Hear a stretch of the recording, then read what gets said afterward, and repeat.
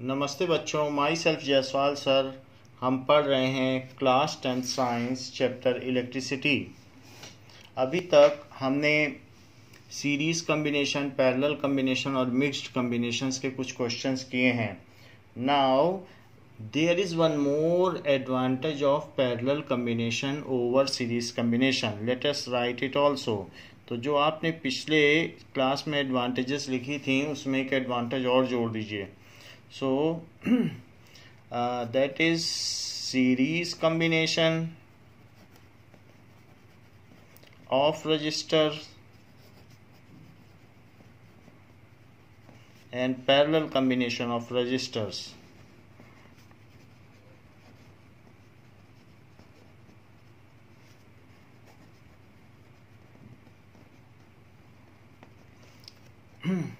So in this case, if one bulb get fused, जैसे आप कोई फेरी लाइट्स या झालर लगाते हैं, सो दीपावली या किसी फेस्टिवल में, क्रिसमस में लड़ियाँ लगाते हैं। So if one bulb get fuse then trouble locating of fused bulb is very tedious. एक एक बल्ब को चेक करना पड़ता है। So if one bulb get fused then circuit breaks. Circuit तो ब्रेक हो ही जाता है, ये तो हम जानते हैं,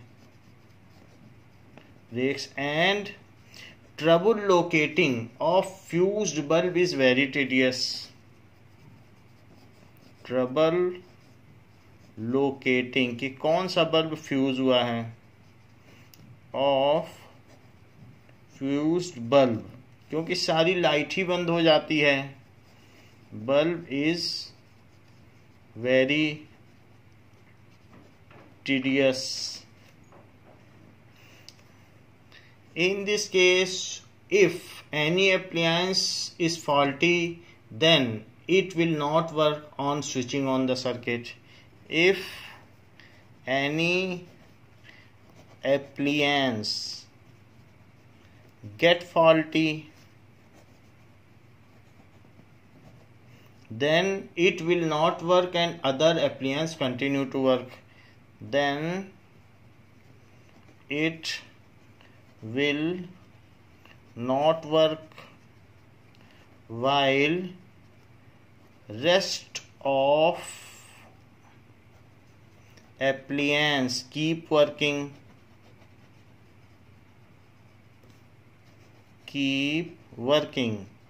दूसरे काम करते रहेंगे, लेकिन जो फॉल्टी है वो नहीं होगा तो हम उसे रिप्लेस कर देते हैं। जैसे रेफ्रिजरेटर ख़राब हुआ तो हमें मालूम है कि ऑन करने पे नहीं चल रहा है, तो हम उसी के मैकेनिक को बुला लेते हैं। So this is one more advantage.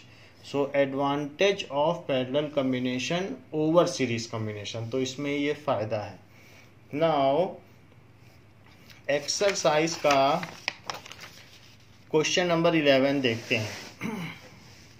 So question number 11 of exercises. It says, show how you would connect three resistors. Show how you would connect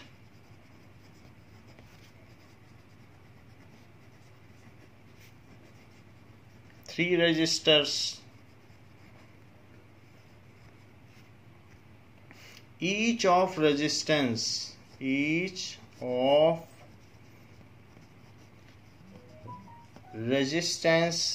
6 ohm, so that combination has a resistance, so that combination has a resistance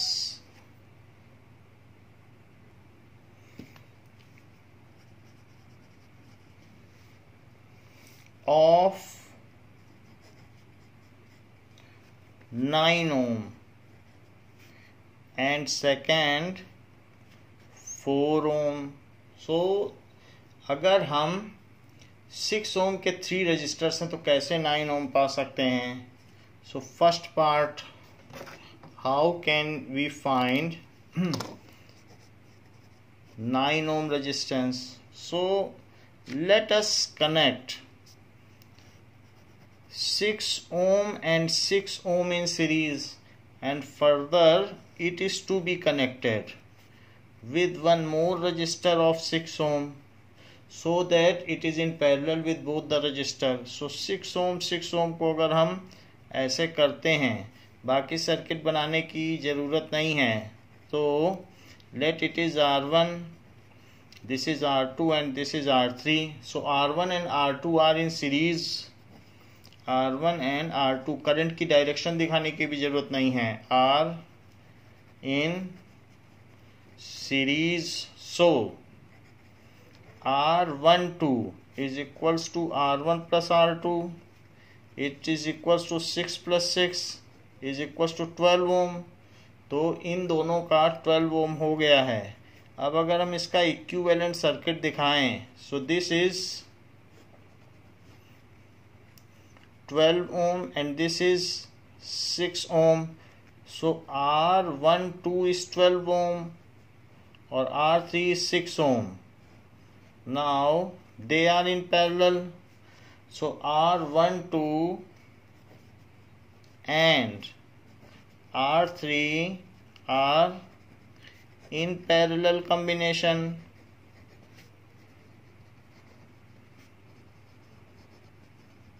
सो इसलिए इनका equivalent कैसे निकाला जाए? So 1 by R equivalent is 1 by R12 plus 1 by R3, क्योंकि वो दोनों parallel में हैं, 1, 2 और R3 पैरेलल में हैं. So this is 1 by 12 and this is 1 by 6. दोनों की वैल्यू डाल दी. 12 यहाँ लिखिए, this is 1 and this is 12 है तो 2 आ जाएगा. So it is 3 by 12. Now it is 3 by 12. So 1 by R equivalent is equal to 3 by 12, जो कि 1 बाई 4 हो गया. So R equivalent upon 1 is 4 by 1. तो इससे क्या पता चलता है?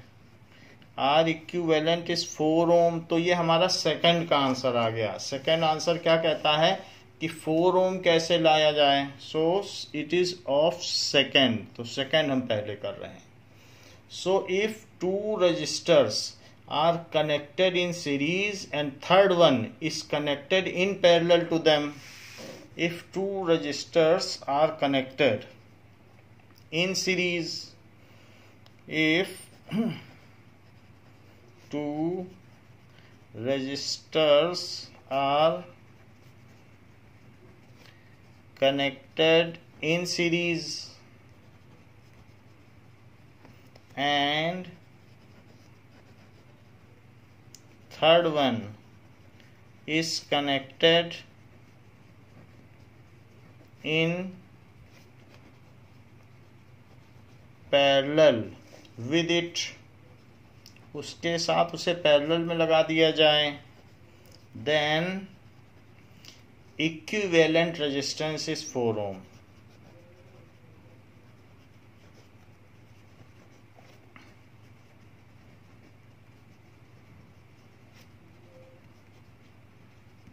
अब फर्स्ट पार्ट करते हैं. Let us do first part.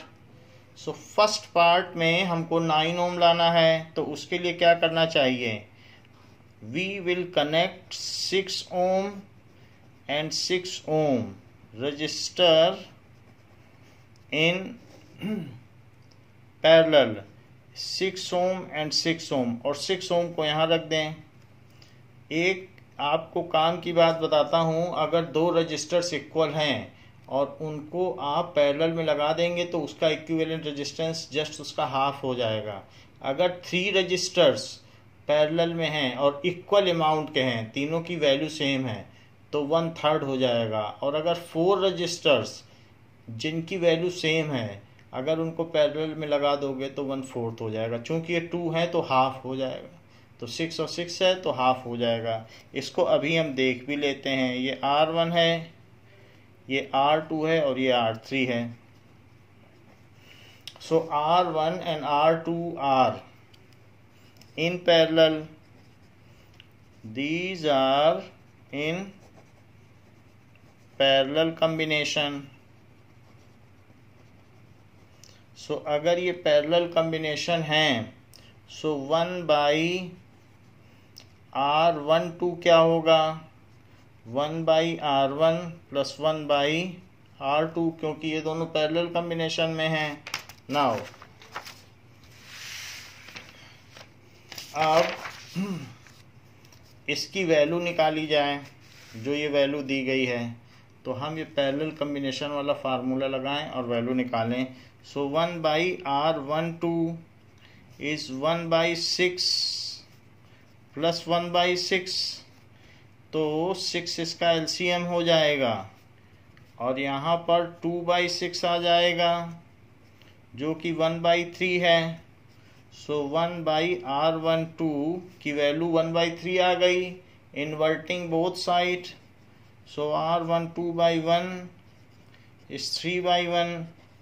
So R12 is equals to 3 ohm. So R12 3 ohm हो गया. लेकिन जो R12 है वो ये देखिए, R12 इसको एक साथ रख लो. अब तो उसका इक्विवेलेंट आप कैसे बनाओगे? तो A से अब एक सिंपल बनाओ R12 जो कि 3 ओम है, और दूसरा रजिस्टर जिसे कि R3 कहा गया है वो 6 ओम है, और ऐसा A और B एंड पॉइंट्स के बीच में है. तो आप लिख सकते हैं कि R12 and R3 are connected in series. तो ये श्रेणी क्रम में है. सो इसलिए R equivalent is R12 plus R3. R12 की वैल्यू यहाँ से ले लो और R3 6 है, तो इट इज 9 ओम. तो इक्विवेलेंट रेजिस्टेंस 9 ओम हो गया. So if two resistors are connected in parallel and further they are connected in series with third resistor, then they will give equivalent resistance of 9 ohm. If two resistors are connected in parallel and further it is connected to third resistor in series, it is connected to third resistor in series, then this combination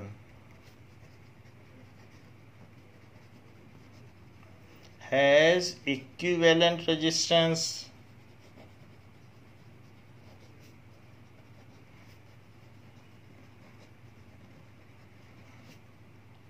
of 9 ohm. तो इस तरीके से ये हमारा 11th question जो book का है वो पूरा हुआ कि अगर इस तरीके से है तो किसका 9 ओम होगा और किसका 4 ओम. तो वो हम लोगों ने कर लिया है. नाउ 13th क्वेश्चन देखें बुक का. सो 13th क्वेश्चन जो हमारे सीरीज और पैरेलल के हैं, पहले वही कर रहे हैं जिससे कि वो कॉन्सेप्ट हमारा अच्छा हो जाए. तो a hot plate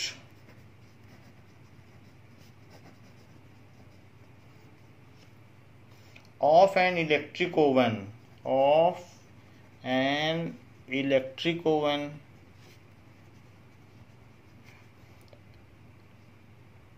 connected to a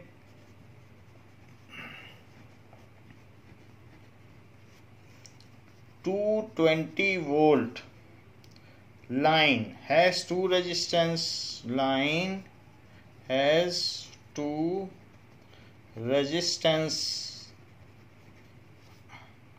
coil. दो रेजिस्टेंस कॉइल है A and B. A and B. जैसे हमने क्वाइल दिखाया था आपको 10 ओम का, तो उसी तरीके से जो मुड़ी मुड़ी मुड़ी होती है उसे क्वाइल कहते हैं।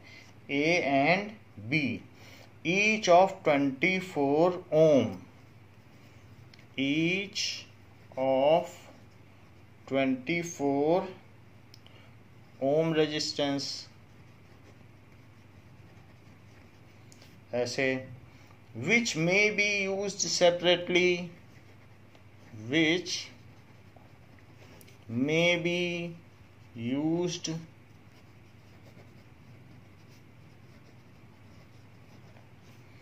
in series or in parallel, in series or in parallel। ऐसे है। What are the currents in 3 cases?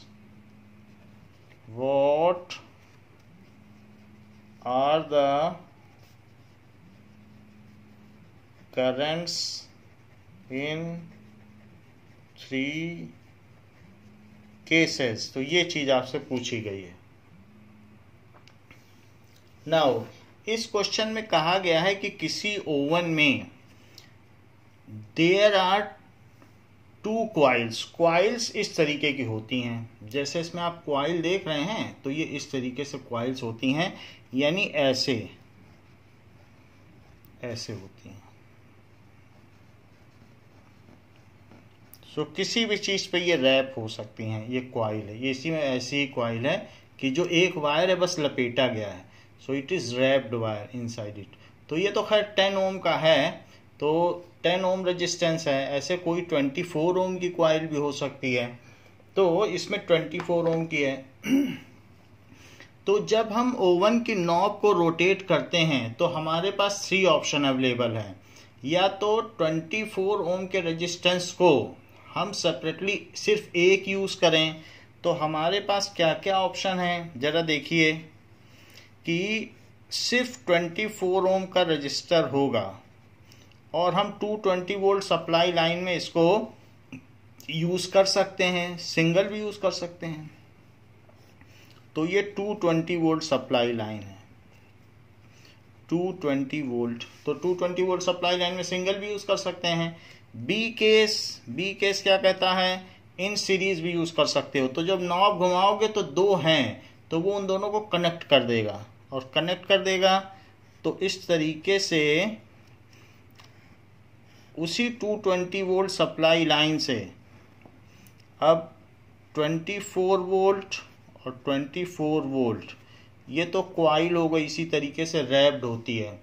तो ये सीरीज में भी कनेक्ट कर सकता है, जैसे बी पार्ट है तो इन सीरीज भी, सेपरेटली भी, इन सीरीज भी और इन पैरेलल। और एक सी केस भी है। सी केस क्या है कि 24 वोल्ट के दोनों पैरेलल में कनेक्ट कर दिए जाएं ऐसे। सो this is the third case. ये देखो, तो 24 वोल्ट और 24 वोल्ट, तो थर्ड केस में ये पैरेलल में है, 220 वोल्ट की सप्लाई लाइन है। तो ए केस, बी केस में सीरीज और थर्ड केस में parallel. So 1 by 1 case we will discuss what are the currents in 3 cases. तो पहला केस देखो, पहले केस में क्या करंट होगी,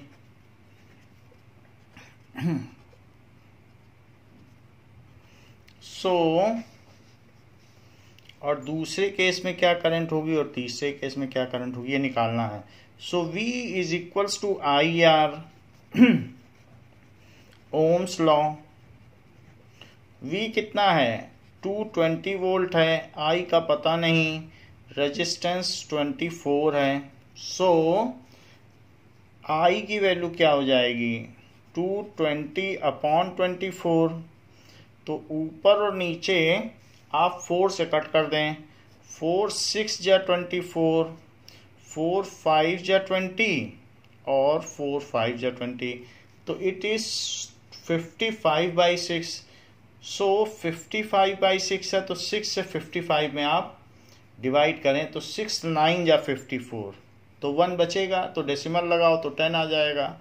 तो 6 1 जा 6, फिर 4 बचेगा 40, तो उस केस में 6 6 जा 36, और फिर 4 बचेगा तो फिर 6 6 जा 36, तो इस तरीके से इतने एम्पियर हो गया ये। तो this much ampere current will flow in first case, अगर सेपरेटली यूज किया गया है। तो दिस इज ए केस, तो ये हमने ए लिखा है, तो दिस इज ए केस। अच्छा, बी केस देखो। बी केस में क्या है कि 2 resistors are in series, so R S is equals to R plus R, क्योंकि दोनों इंडिविजुअल रजिस्टेंस सेम है। So it is 24 plus 24 is 48 ohm, तो इट इज 48 ओम। तो इन दोनों रजिस्टर्स को आप सिंगल रजिस्टर मानो, ये मानो कि ये दो नहीं है। अगर इन दोनों की जगह मैं एक सिंगल लगाता तो कितना लगा देता, 48 ओम। चाहे तो एक अलग से सर्किट बना लो, फिर उसको 48 ओम भी दिखा सकते हो। तो आप चाहें तो ऐसा कर सकते हैं कि एक इक्विवेलेंट सर्किट बना लें और उसमें आप इसे 48 ओम दिखा लें, और ना बनाना चाहें तो नहीं भी बना सकते हैं। अगर आपको ये बात समझ में आ गई है कि 48 ओम है और 48 ओम इन दोनों की जगह रिप्लेस करके काम करेगा, तो नहीं भी बना सकते हैं। तो it is 48 ohm and this is 220 volt. तो फिर से फार्मूला लगाओ कि करंट कितनी होगी। So V is equals to I R using ohm's law, तो इसे IRS लिख दो क्योंकि सीरीज में कर रहे हो ना। तो this is ohms law. V कितना है 220, I का पता नहीं, इक्विवेलेंट रेजिस्टेंस कितना है 48, तो I क्या हो जाएगा 220 बाई 48। 4 से नीचे कट करोगे तो 12 आएगा, और 4 से ऊपर करोगे तो 55। तो ऊपर 55 और नीचे 12, अब 12 से 55 को कट करो तो इसमें क्या आ जाएगा I, तो I विल बी 55 बाई 12। तो 12 से जब हम इसको कट करेंगे 55 को, तो 12 4 जा 48, फिर यहाँ 7 आ जाएगा, डेसिमल लगाओ तो 60, फिर 10 आ जाएगा, 0 बढ़ाओ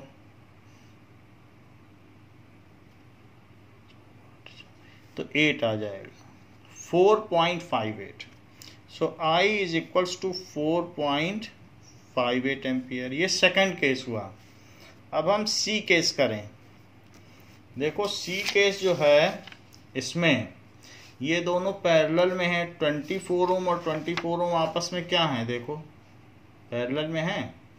तो पैरेलल में है तो इनका इक्विवेलेंट रेजिस्टेंस क्या हुआ। So resistors are in parallel,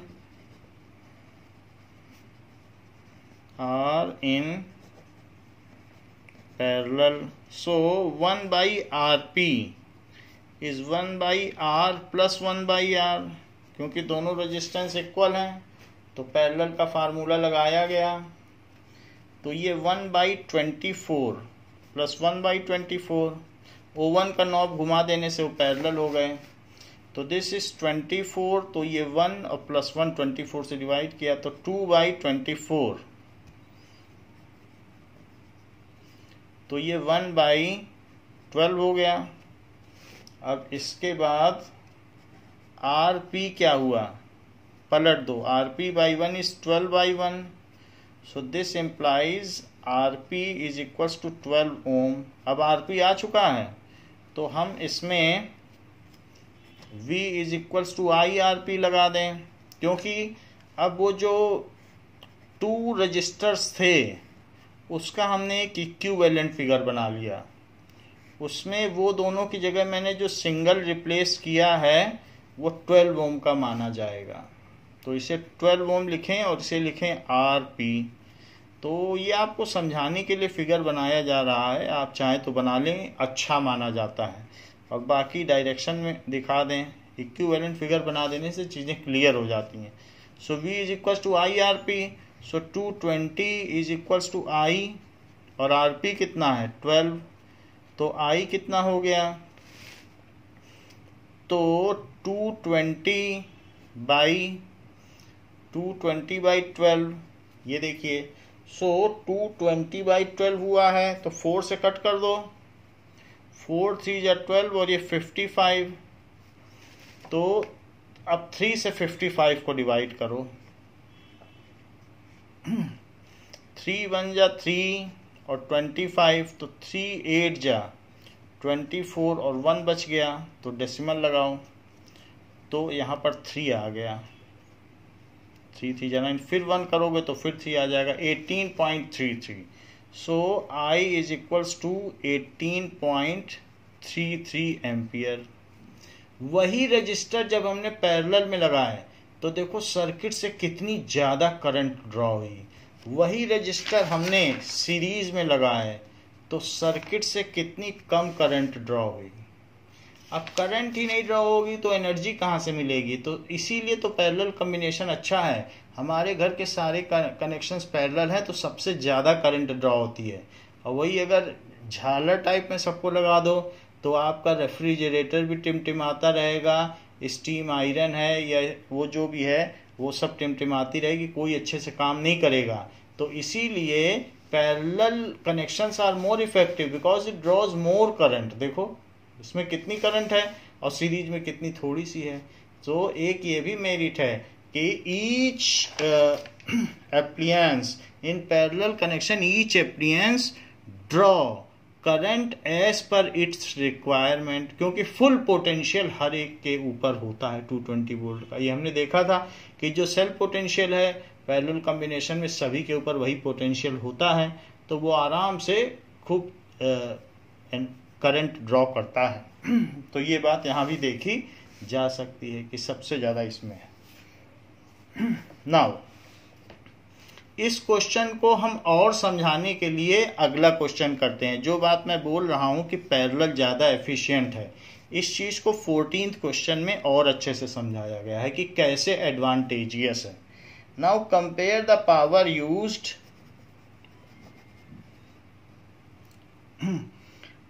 मान लीजिए नाउ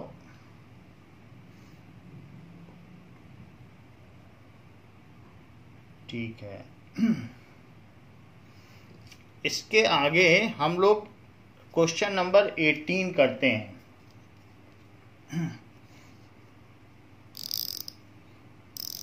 अभी पावर का कॉन्सेप्ट समझेंगे तो 14th क्वेश्चन करेंगे। पावर का कॉन्सेप्ट अभी हम लोगों ने समझा नहीं है, तो इसलिए सबसे पहले क्वेश्चन नंबर 18 कर लिया जाए। 18th पहले करो। 18th क्वेश्चन में क्या कहा गया है? First part, Why is the tungsten used almost exclusively for filament of electric lamp? Why is the tungsten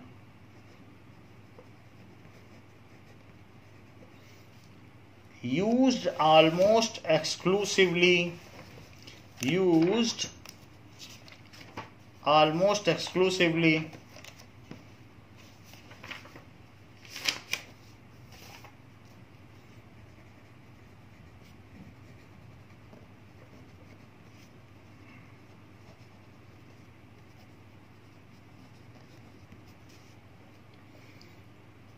for filaments of electric lamp?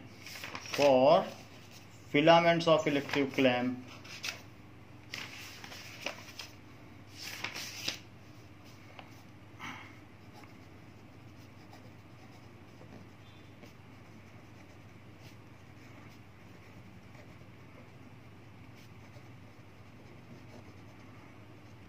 ऐसा कहा गया है। तो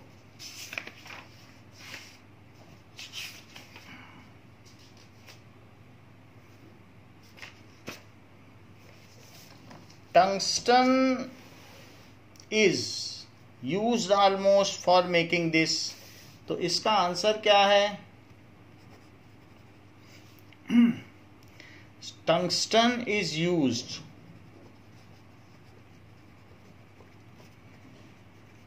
एक्सक्लूसिवली का मतलब दूसरा कुछ नहीं यूज किया जाता है। In making of filament of electric lamp, making of filament of electric lamp.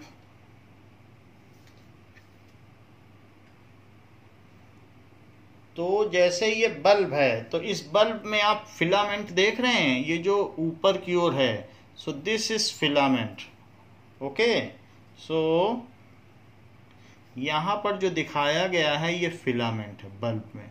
तो बल्ब तो हम लोग जानते हैं, तो ये फिलामेंट है 100 वाट का बल्ब। सो इसमें टंगस्टन का इस्तेमाल हुआ है, there the tungsten wire is used. बाकी सब जगह एलॉय है, बट यहां पर टंगस्टन है। So it is used in making filament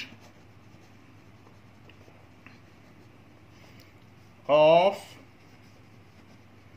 electric lamps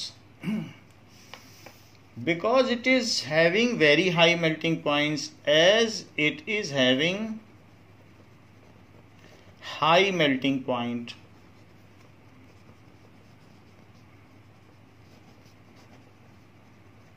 जो कि 3380 है, 3380 degree Celsius.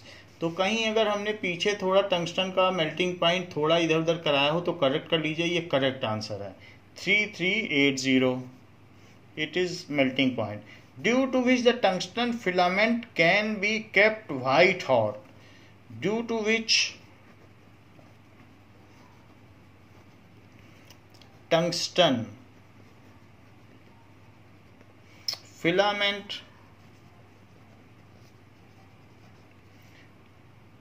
can be kept white hot, can be kept white hot। आपको मालूम है जैसे रेड हॉट होता है, अगर रेड हॉट फ्लेम से आप जलेंगे तो ज़्यादा नहीं चलेंगे, और उस विप ग्योर होता है, जैसे हमारा ये रेनबो है, तो आर जो है VIBGYOR, violet, indigo, blue, yellow, orange, red, इस तरह से ग्रीन, ऑरेंज, रेड। तो ये जो विप ग्योर है, इसमें रेड में सबसे कम टेम्परेचर है, और वॉयलेट अगर वॉयलेट फ्लेम से जले तो सबसे ज़्यादा होता है। तो वही ब्लू या वॉयलेट, उसी के कैटेगरी में वाइट फ्लेम भी आती है। तो वही इन्होंने कहा है कि वाइट फ्लेम तक ये जा सकता है, और तब भी इसका जो मेल्टिंग पॉइंट है उस इग्निशन टेम्परेचर तक भी ये मेल्ट नहीं होता। So it can be kept white hot without melting away, without melting away. उस हाई टेम्परेचर तक चला जाता, मेल्ट भी नहीं होता। टंगस्टन हैज हाई फ्लेक्सिबिलिटी, और कितना पतला वायर बनाया जा सकता है, तो high ductility. Tungsten has high flexibility and high ductility,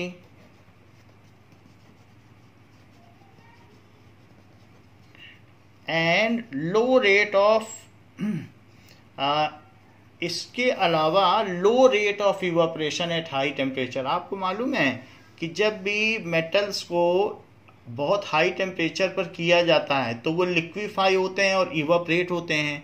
even at solid state भी कुछ पार्टिकल्स और एटम इवापोरेट हो सकते हैं सरफेस से, क्योंकि सरफेस उसका लिक्विफाई हो जाए। लेकिन टंगस्टन में ऐसा नहीं होता, उसके पार्टिकल्स इवापोरेट नहीं होते।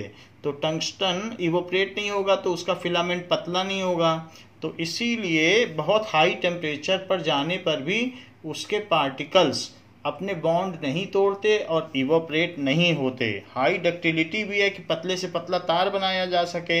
It can be drawn into wires and it has low rate of evaporation. Low rate, इसका मतलब है टंगस्टन का एटम उड़ नहीं जाता बहुत हाई टेम्परेचर पर। Low rate of evaporation at high temperature. तो वो थिकनेस अपनी बनाए रखता है। These are the reasons we exclusively use tungsten in making bulb filaments. Second question पूछा गया है कि why are conductors of electric heating device. So कुछ हीटिंग डिवाइसेस होती हैं। कौन कौन सी हीटिंग डिवाइस हैं? जैसे कि इलेक्ट्रिक आयरन, या फिर इसके अलावा और क्या क्या हीटिंग डिवाइस हो सकती है? रूम हीटर, ये सब हीटिंग डिवाइस हैं। ठीक है, blower. So why are the conductors, question पूछा गया है, why are the conductors of electric heating device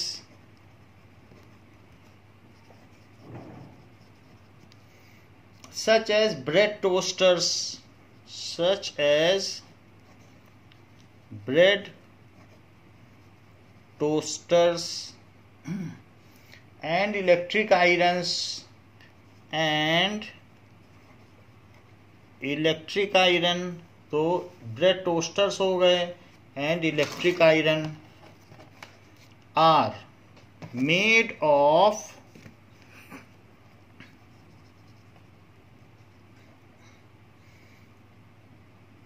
alloy rather than a pure metal, made of alloy rather than pure metal, rather than pure metal। हम pure metal के इसके filament क्यों नहीं बनाते, या इसकी कॉइल हम प्योर मेटल की नहीं बनाते और एलॉय की बनाते हैं? जो रूम हीटर होता है उसकी कॉइल हम एलॉय की क्यों बनाते हैं, प्योर मेटल की नहीं बनाते? टंगस्टन की क्यों नहीं बना लेते? तो ये चीज आपसे पूछी जा रही है। सो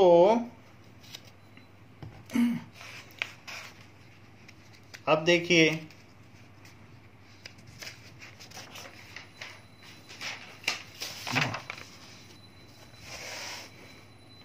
कि कॉइल्स ऑफ, जो भी इनकी कॉइल्स होंगी, bread toasters and electric irons, इनमें भी कॉइल्स होती हैं। Coils of bread toaster and electric iron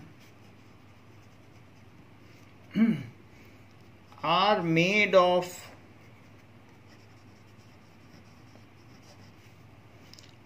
alloy। ये किसकी बनाई जा सकती हैं? इन्होंने कहा एलॉय की बनाई जाती हैं। एलॉयज जैसे नाइक्रोम, मैंगानीन, कॉन्स्टेंटिन, ऐसे बनाई जा सकती हैं। ऐसा क्यों होता है?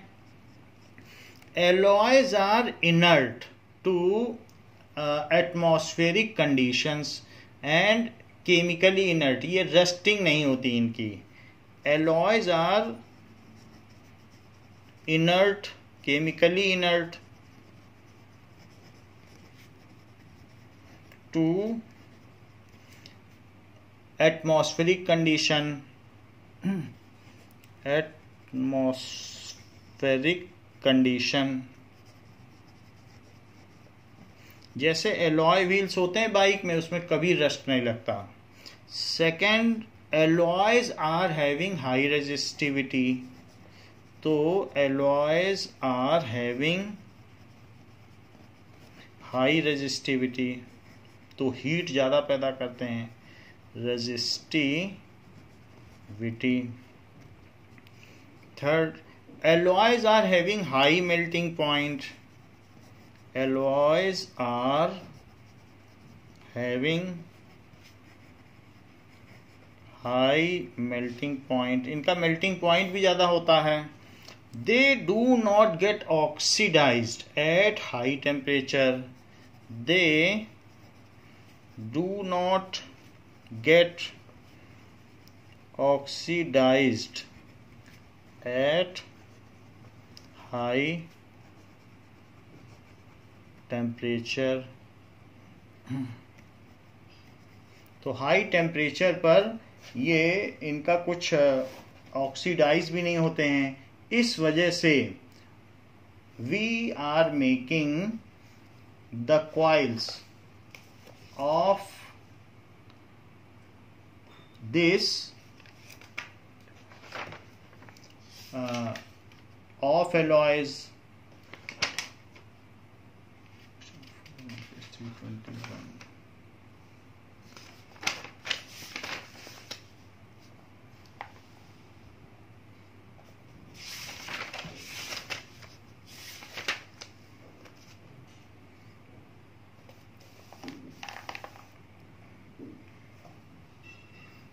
So these are the reasons why the coils are made of alloys. अगला क्वेश्चन पूछा गया है, why is series arrangement not used for domestic circuit?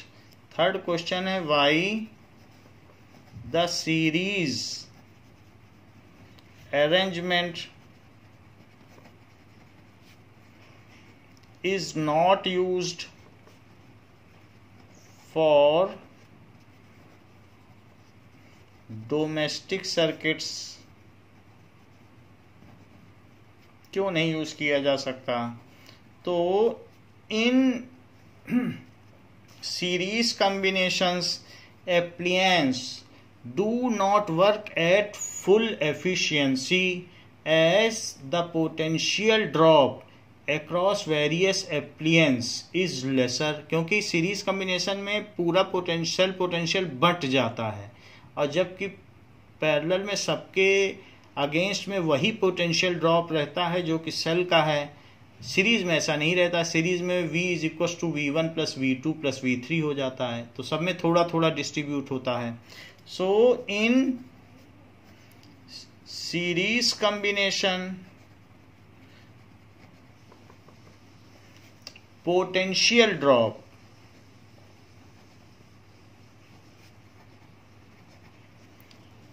across each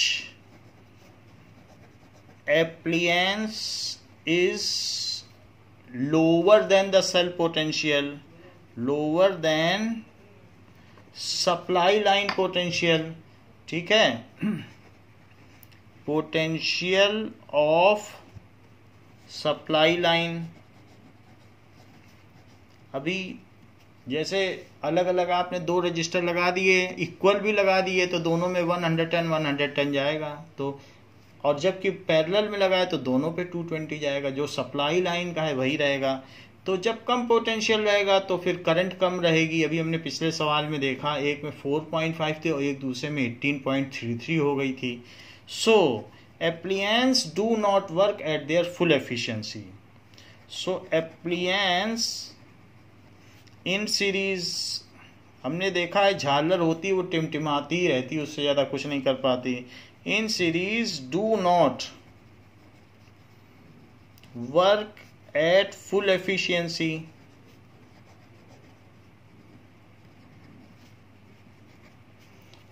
While in parallel combination, जबकि पैरेलल कॉम्बिनेशन में क्या होता है,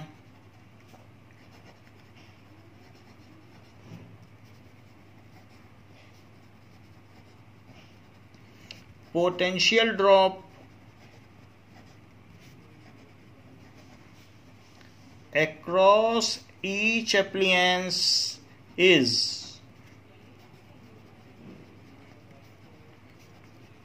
same as cell potential या supply line. So they work at their full efficiency. So they work at their full efficiency. दूसरी चीज, तो ये हमारा फर्स्ट पॉइंट हो गया. तो ABC चल रहा है तो मैं 1-2 डाल देता हूँ, क्योंकि पार्ट में जो सब पार्ट्स होते हैं उनमें सेम चीज़ नहीं डाली जाती, तो रोमन में डाल देता हूँ. तो यहाँ C है तो ABC नहीं लिख सकते. तो second, in series combination separate switching options are not available, while in parallel combination it is. In series combination parallel switching options are not available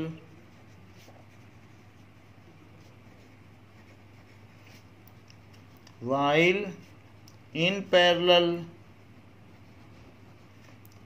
it is, parallel में हर एक में चाहो तो अपना स्विच लगा लो, सभी में स्विच लगा लो। ऐसा हम लोग करते भी हैं घर में, ट्यूब चल रहा है, फैन चल रहा है, रेफ्रिजरेटर चल रहा है, सबका स्विच अलग अलग है। जो मर्जी बंद करिए, जो मर्जी चलाइए। सो ऐसा तो इसमें नहीं हो सकता। और मेन MCB भी होती है, मिनिएचर सर्किट ब्रेकर, तो मेन स्विच भी ऑफ कर सकते हैं, और सब में अलग अलग भी है। तो इस तरीके से इनमें सेपरेट स्विचिंग ऑप्शंस अवेलेबल रहता है। If one appliance becomes faulty in series combination then total circuit breakdowns. If one appliance becomes faulty, then circuit जो भी होता है ओपन्स, सर्किट एक होता है क्लोज और एक होता है opens, and other appliances can not work, other appliances can not work, वो काम नहीं कर सकते। while in parallel combination other appliances continue working, parallel combination in such cases, in such case other जो दूसरे उपकरण है, विद्युत उपकरण, other appliances continue to work, other appliances continue working.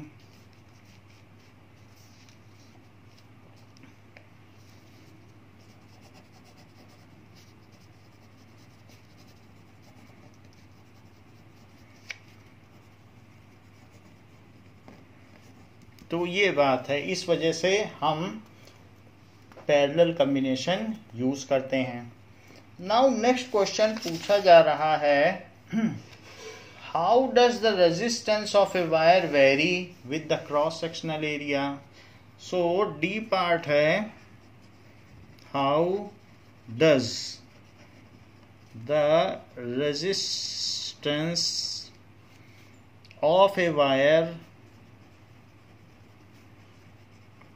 vary with its area of cross section।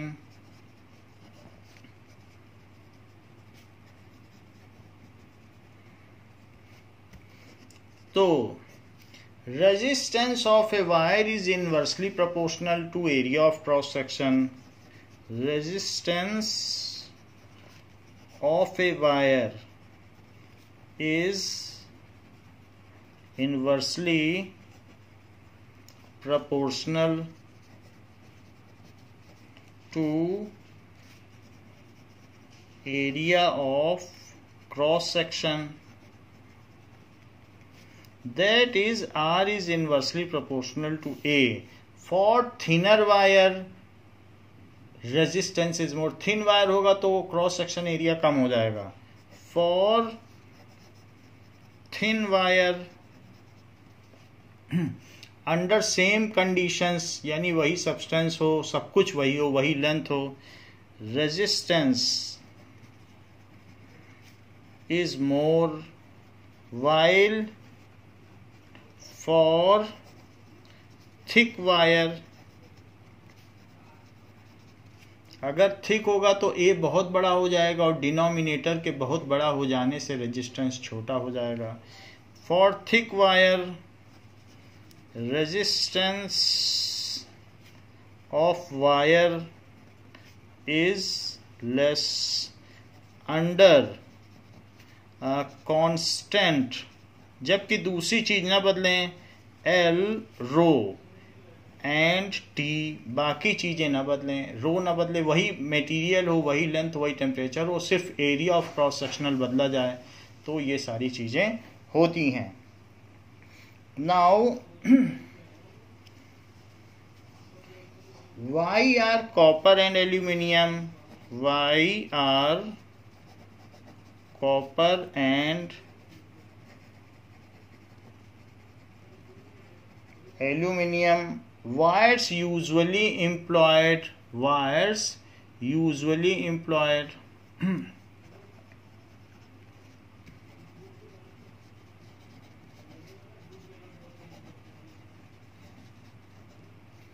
For electricity transmission. For electricity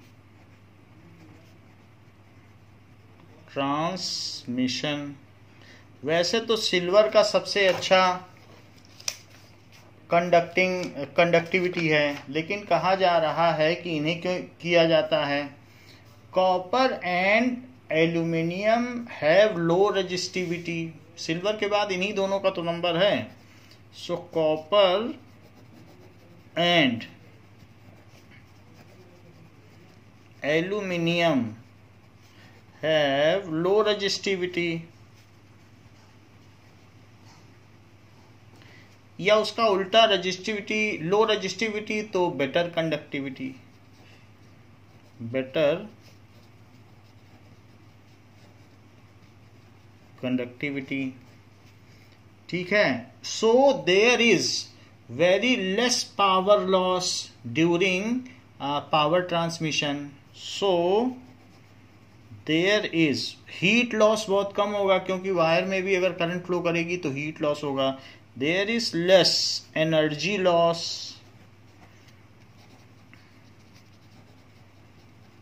during electricity transmission.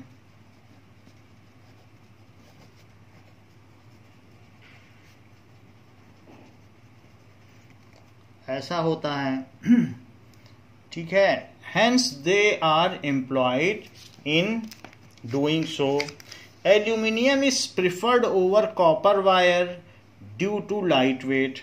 Hence they are used as transmission cable. Used as transmission cable. Moreover, एक आपकी सूचना के लिए, moreover, aluminium is lightweight and cheaper. Lightweight है, cheaper है, और third most abundant element on earth है, और first most abundant metal on earth है, और first most abundant metal on earth है। First most abundant metal on earth. तो ये है लाइट वेट है एंड चीपर, ये सारी चीजें हैं। So aluminium is preferred over copper. So aluminium is preferred over copper. तो इस तरीके से ये भी बात है कि उन दोनों में भी आप देखेंगे ज़्यादातर वायर ये जो होती हैं ट्रांसमिशन लाइंस एल्यूमिनियम की होती हैं, क्योंकि ये चीपर पड़ता है गवर्नमेंट को। तो बच्चों इस क्लास के लिए इतना ही। बाकी इसके आगे जो पावर का कॉन्सेप्ट है और जूल हीटिंग लॉ है उसे नेक्स्ट क्लास में बताया जाएगा। थैंक यू बच्चों।